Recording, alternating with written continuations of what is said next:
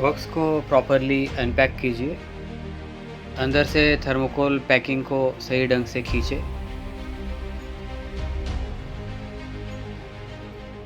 Properly thermocol cutter के table top को आप निकाल के साइड में रखें। आपको इसमें वुडन सपोर्ट मिलेगा, एक एल्युमिनियम का आर्म मिलेगा और एक्सेसरीज मिलेंगी। एक्सेसरी में आपको एक टेस्टर मिलेगा, एक इंस्ट्रक्शन मैनुअल मिलेगा। इंस्ट्रक्शन मैनुअल को ज़रूर पढ़े, उसके बाद ही असेंबल करें। उसके बाद आपको स्पेयर वायर्स मिलेंगी 2 और एक स्पैनर मिलेगा। इन चीज़ों को ठीक से आप निकाल लें।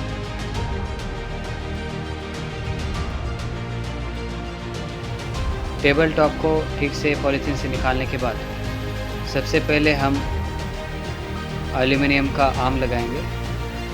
सबसे पहले आपको नट बोल्ट्स निकाल लेने हैं। नीचे से नट बोल्ट निकाल लीजिए। आर्म को इस तरीके से लगाना है, एल्युमिनियम आर्म को।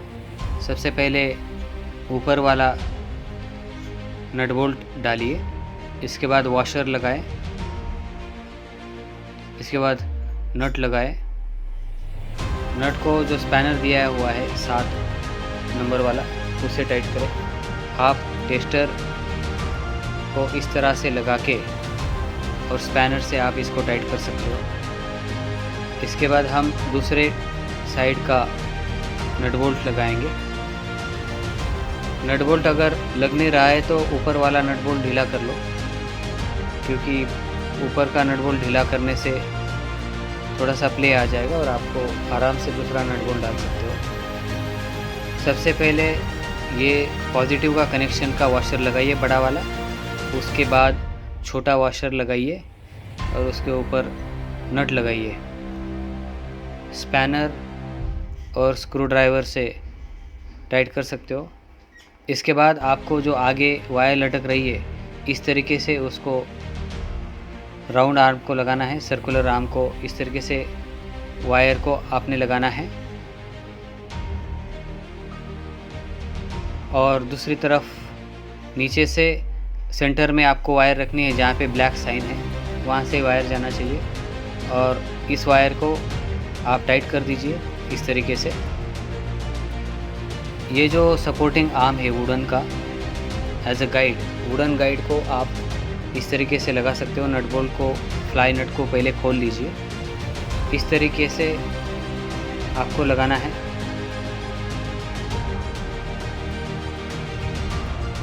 जो गाइड आर्म है नीचे का लकड़ी का, उसको इस तरीके से आप फिट करिए।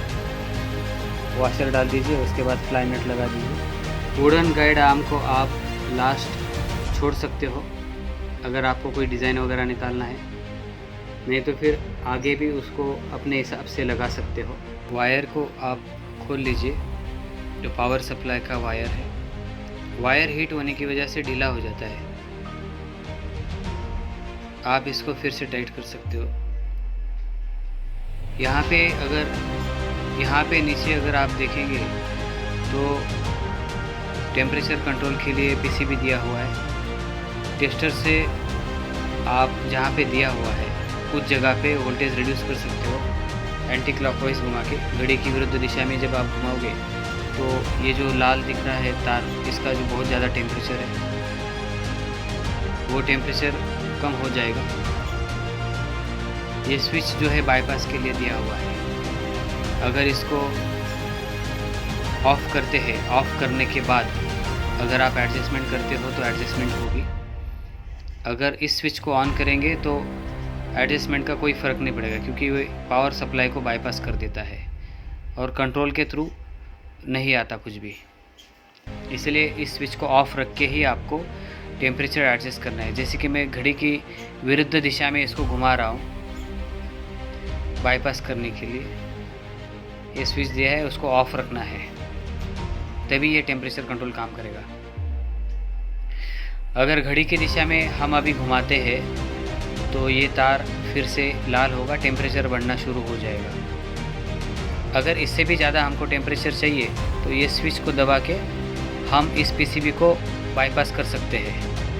मतलब ये टेम्परेचर कंट्रोल का फंक्शन काम नहीं करेगा, सीधा पावर सप्लाई डायरेक्टली कनेक्ट हो जाएगा। और ज़्यादा से ज़्यादा पावर आउटपुट मिलेगा और ये तार सबसे ज़्यादा लाल रहेगा ये तार। अगर आपको टेम्परेचर कंट्रोल करना है तो इसको ऑफ़ रखिए। अब हम थर्मोकोल काट के देखेंगे।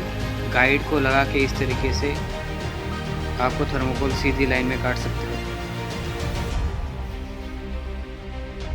ज़्यादा टेम्परेचर होने की वजह से ये ठीक से नहीं काट पा रहे हैं, ज़्यादा कट रहा है क्योंकि टेम्परेचर बहुत ज़्यादा है। इसलिए हमको टेम्परेचर अभी रिड्यूस कर लेना चाहिए, बहुत कम टेम्परेचर रखना है, तभी ये डिज़ाइन प्रॉपरली कटेगा।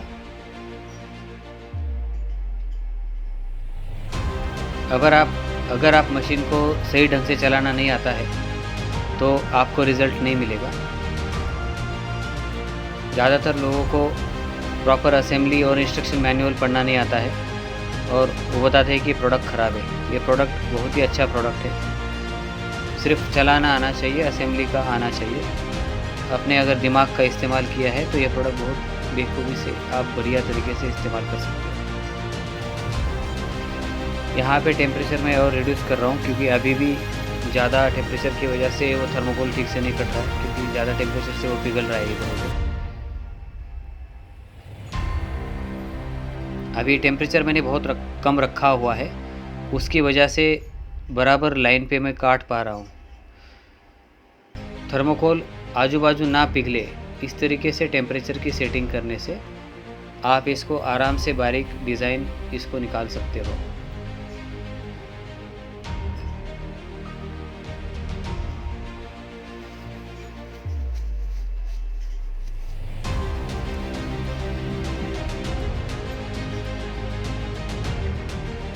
जब आपको कोई बड़ा थर्मोकोल ब्लॉक काटना होगा, सीधा काटना होगा, तो आप इसको टेम्परेचर को बढ़ा के आप इस पे ऊपर काम कर सकते हो।